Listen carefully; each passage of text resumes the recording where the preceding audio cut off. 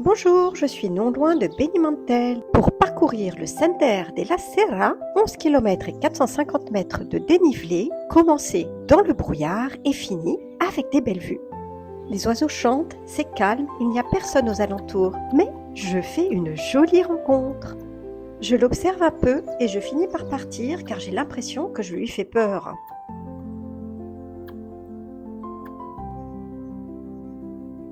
Plein de valérianes qui mettent une belle touche de couleur.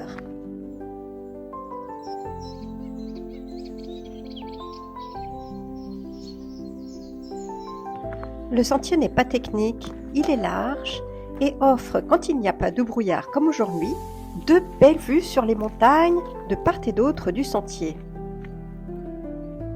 Pour l'instant, point de vue, mais de magnifiques fleurs de printemps qui me ravissent. L'huile essentielle des immortels sert à soigner les hématomes. Dans la région, on ramasse les jeunes pousses de choléras avant la floraison pour les cuisiner en omelette. Le sentier monte doucement mais sûrement au milieu des buissons de cystes. Par moment, j'ai comme un petit rayon de soleil. On voit un petit sommet là.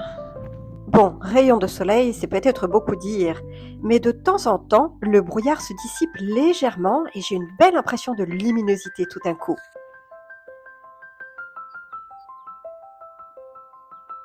Le chardon a des propriétés protectrices du foie. Un magnifique noyer et une petite finca au milieu d'un champ de cerisiers. Les gouttes d'humidité prises dans la toile d'araignée en font une véritable œuvre d'art. La sidérite est utilisée en infusion pour ses vertus anti-inflammatoires et digestives. Après le champ de cerisiers, je suis de nouveau au milieu des amandiers. N'essayez pas de vous asseoir sur ce coussin de belle-mère, ça pique!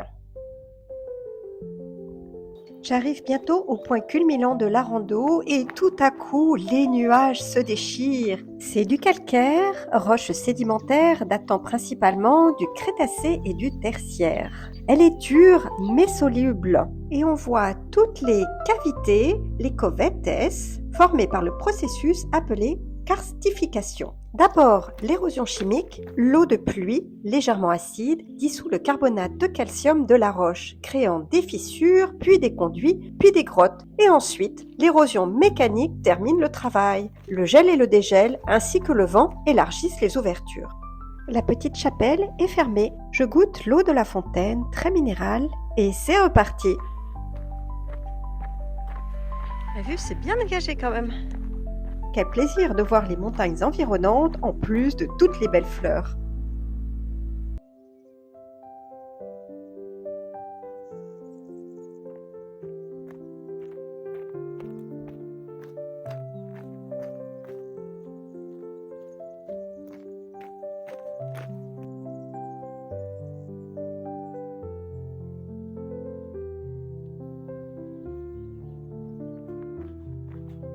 Le brouillard est parti et on voit parfaitement bien maintenant les montagnes d'en face.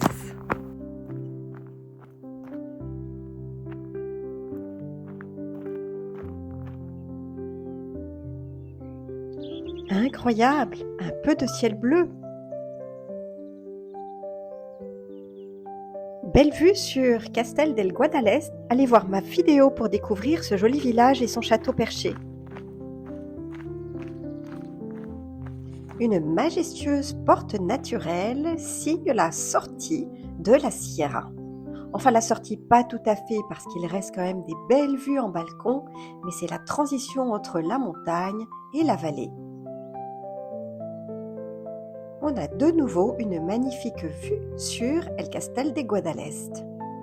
Sacré pierrier ici, qui arrive sur le chemin.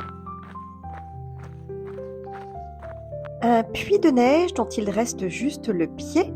Donc sur cette face nord de montagne, la neige et la glace étaient récoltées sur les hauteurs et puis stockées ici entre des couches de paille et d'herbe. La neige très tassée se transformait en glace qui était ensuite, pour les mois chauds, découpée et descendue dans les vallées. L'arrivée de l'électricité ainsi que l'invention du réfrigérateur a mis fin à cette pratique.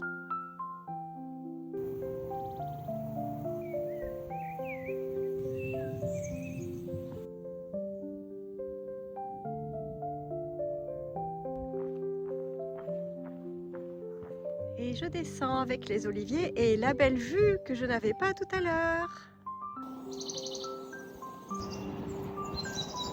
Et c'est en retrouvant mon ami l'écureuil que se termine cette rando. Abonnez-vous à ma chaîne.